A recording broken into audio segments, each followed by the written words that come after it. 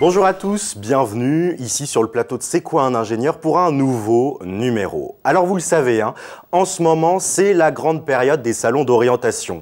C'est ces endroits où on vous gave de prospectus qui vous parlent d'insertion professionnelle, de salaire à l'embauche, de compétitivité internationale. Bref, vous avez de quoi vous retrouver noyé sous l'information. Eh bien dans cette émission, on prend un peu le contre-pied de ce torrent d'informations et on se focalise sur une question essentielle mais peu souvent abordé finalement, c'est quoi un ingénieur? À quoi ressemble son quotidien? Quelles sont ses missions? Comment trouver sa voie? Pour nous aiguiller aujourd'hui, Geoffroy Éluère, ingénieur et project manager dans le milieu industriel est notre invité. Bonjour Geoffroy. Bonjour Guillaume. Merci beaucoup d'être avec nous. Alors vous êtes diplômé de l'ICAM, une école d'ingénieurs. Qu'est-ce qui vous a poussé après le bac à rejoindre cette école spécialisée dans l'industrie?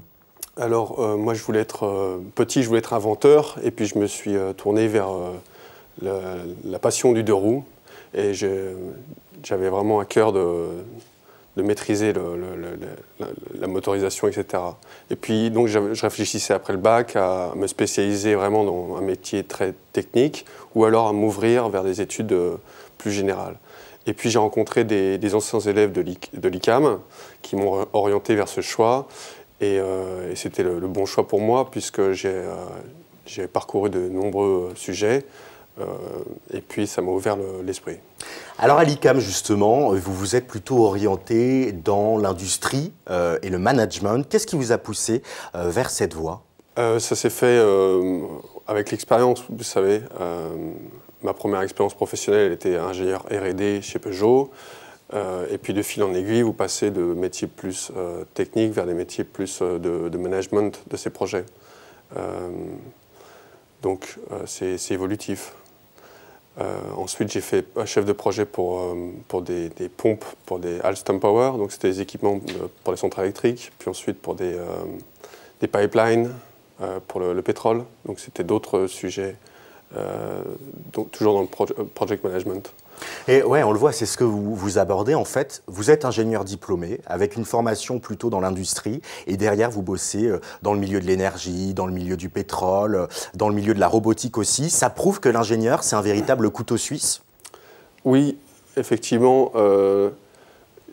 J'ai travaillé dans différents domaines, donc et à chaque fois dans ces domaines, le schéma de gestion de projet est à peu près similaire. Vous faites la définition des spécifications techniques avec le client, vous accompagnez la R&D, les achats, et puis vous gérez le planning, vous gérez les finances, et vous faites en sorte que le démarrage en série et la livraison au client soient dans les temps. Donc ce schéma s'applique à différentes industries, que ce soit dans l'automobile, dans l'énergie ou dans le pétrole. Alors Geoffroy, on arrive au milieu de cet entretien. C'est le moment de la question cash, sans langue de bois, sans filtre. Et cette question, je ne vais pas vous la poser en français. Geoffroy, ni hao ma. Alors là, je dois répondre ça va. Ou ouais. Alors comment on répond en chinois ça va? Ren hao. Alors, je ne vais pas me lancer dedans.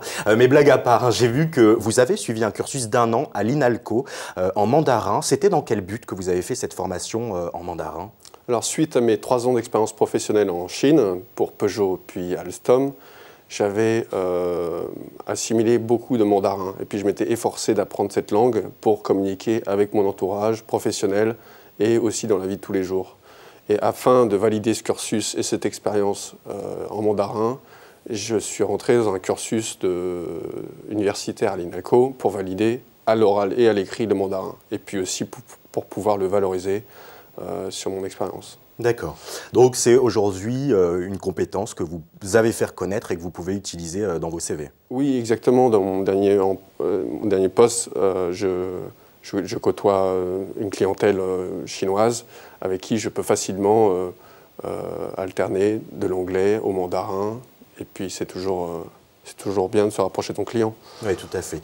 Alors, à quoi, finalement, vous le dites, vous étiez project manager, à quoi ça ressemblait très rapidement une journée type pour vous, 2-3 grandes étapes de votre cursus?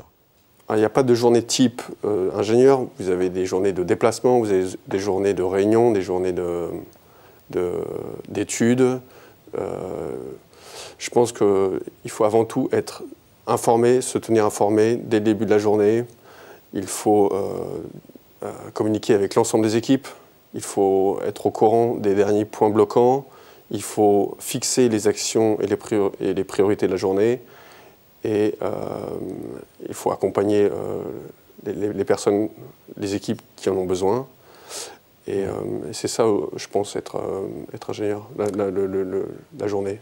Alors finalement, on arrive à la fin de cet entretien. Ma dernière question, vous avez une phrase, pas plus, pas moins. En une phrase, selon vous, c'est quoi un ingénieur? Un ingénieur, c'est quelqu'un d'adaptable aux différents projets, aux différentes équipes, mobile, parce que c'est généralement une scène internationale, un bon communicant qui doit communiquer avec les équipes techniques, avec le client, avec l'ensemble des personnes sur les projets, et puis quelqu'un ouvert d'esprit, certainement, organisé, rigoureux, les qualités qu'on attend d'un ingénieur. Et ben voilà, autant de qualités pour un seul métier. Merci beaucoup Geoffroy d'avoir été avec nous et d'avoir partagé votre parcours. Merci. Et merci à vous d'avoir suivi ce nouveau numéro de C'est quoi un ingénieur? Et bien voilà, on arrive déjà au terme de cette émission.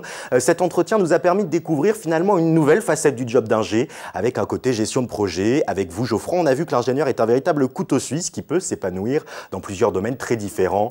Mais vous le savez, c'est tout le pari de cette émission, il y a plein d'autres facettes à ce métier d'ingénieur.